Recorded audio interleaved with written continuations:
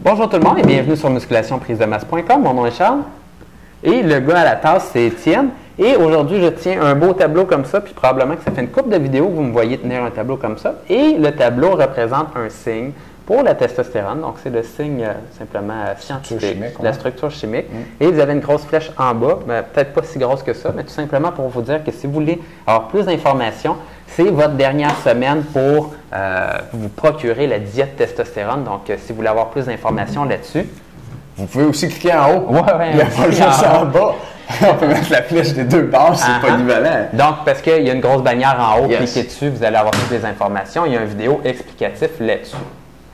OK, puis on a un sondage également cette semaine. Donc, on fait un petit essai et on aimerait avoir votre commentaire sur tout simplement le texte qu'on met en dessous des vidéos, le texte qui résume nos propos durant les vidéos. Donc, on aimerait savoir s'ils sont meilleurs, mais finalement, vous allez avoir le choix de réponse. Remplissez ça, s'il vous plaît. Ça nous fait vraiment plaisir lorsqu'on a des résultats à nos sondages. OK, mais question aujourd'hui de Joël. Joël qui est membre avec nous. Merci Joël d'être membre avec nous au programme du mois. Joël Montréal, 1 an et demi d'expérience en musculation, 180 cm de taille et 160 livres de poids corporel. 18 ans, Joël, 10 de gras. Donc, c'est super bon, 10 de gras. Et tu me poses comme question, bonjour, j'ai souvent entendu parler de mésomorphe, ectomorphe et endomorphe. Je voudrais avoir plus d'informations sur ces termes et comment savoir de quel type sommes-nous. Merci, beau travail en passant, Joël. OK. Ben, veux-tu commencer? Moi, je fais la finale. OK, cool. Donc, mésomorphe, endomorphe, ectomorphe, c'est des phénotypes. Phénotype, c'est des termes de génétique, ça. Le génotype, c'est... Je ne suis pas généticien, je m'excuse à tous les généticiens qui nous écoutent, mais si j'ai bien compris, le génotype, c'est notre code génétique, puis le phénotype, c'est l'expression de notre code génétique. C'est-à-dire de quoi on a l'air tous les jours. Tu sais, mettons, Charles puis moi, puis vous derrière la caméra, vous n'êtes pas un code génétique, vous êtes ce que votre code donne quand on le traduit en protéines humaines et en matière. Donc, ce sont des phénotypes différents qui représenteraient comme 3 catégories grossières de codes génétiques différents. Un code, le mésomorphe, qui est le code plus musclé, maigre. Tu sais, genre, si on imagine la tribu de chasseurs-cueilleurs, ben le mésomorphe, faisait partie des chasseurs. Tu sais. L'endomorphe, c'est celui qui a tendance à prendre du gras plus facilement, à stocker du gras. Puis ça, c'était bon dans le temps qu'on chassait puis qu'on cueillait, parce que lui, il survivait aux famines. Right? Donc, plus de facilité à prendre du gras, moins de facilité à le perdre, l'endomorphe.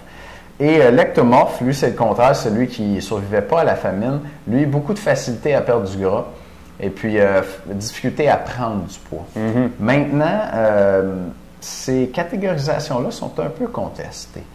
Il y a différentes façons de les mesurer. Selon le chercheur qui vous parle, il va vous dire « Ah non, tu regardes, mettons, les épaules par rapport aux hanches puis au bassin. » Il y en a d'autres qui vont dire « Ah non, tu regardes... la largeur du poignet, des choses comme ça. Donc, différentes façons de le mesurer. Il y a des gens qui disent qu'au lieu d'avoir 3 catégories, il devrait en avoir 6 ou des choses comme ça. Donc, c'est pas tout blanc, tout noir, mais c'est sûr que sur le terrain, en général, ça reflète une réalité qui est qu'il y a des gens qui ont plus de difficultés à prendre de la masse. Il y a des gens qui ont plus de difficultés à perdre du poids. Il y a du monde qui nous dit « Moi, je regarde mon assiette puis j'engraisse ». Puis il y a du monde qui nous disent je mange le plus que je peux puis je n'arrive pas à prendre de poids. Fait que, moi, je pense que c'est surtout dans ce contexte-là que c'est utile pour, dans le fond, résumer en un mot une expérience vécue de quelqu'un qui s'entraîne. Absolument. Bien, écoute, on les voit dans la vie de tous les jours, ces 3 types-là. Maintenant, moi, ce que je donnerais un petit peu comme distinction, c'est qu'il y a quand même une différence aussi au niveau de l'appétit. Moi, ce que je vois sur le terrain avec les personnes qui prennent du poids très facilement et des personnes qui ne prennent pas de poids facilement, c'est souvent au niveau de l'appétit. Des gens qui sont minces naturels, c'est des gens qui pourraient passer la journée sans manger vraiment, puis ils ne se poseraient pas vraiment de questions.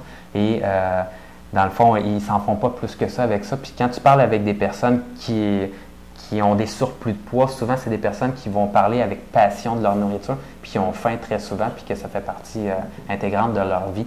Donc, bien sûr, on a des catégorisations pour les genres humains, dans le fond, votre morphologie. Mais moi, sur le terrain, les personnes qui prennent plus de poids ou moins de poids, je vois ça beaucoup avec leur niveau d'appétit. Donc, si vous êtes une personne qui qui n'est pas capable de prendre beaucoup de muscles musculaires et a de la difficulté à manger, c'est vraiment de se forcer à manger qui va faire une bonne différence. Et ça paraît un peu contre nature, puis ça paraît des volumes de nourriture aussi assez imposants, et pourtant, il faut manger plus. Oui, les ectomorphes, souvent, c'est des gens qui ne mangent pas beaucoup. Puis au contraire, les endomorphes ont tendance à manger pas mal, puis surtout à ne pas bouger beaucoup.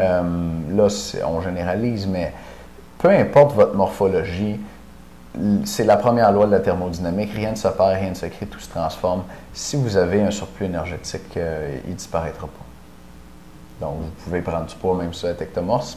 Puis si vous avez un déficit énergétique, là aussi, vous n'inventerez pas de l'énergie, vous allez perdre du gras. Donc, votre corps ne l'inventera pas, vous allez maigrir. C'est ce qui est rassurant. Bon, mais pour tout le monde, on a un petit sondage en bas. Merci beaucoup d'y répondre. Et secondo, la diète testostérone, il reste que quelques jours pour bénéficier de la diète testostérone. Après ça, elle ne sera plus sur le site, tout simplement. Donc, à vous la chance. Ne manquez pas ça. À bientôt. À demain.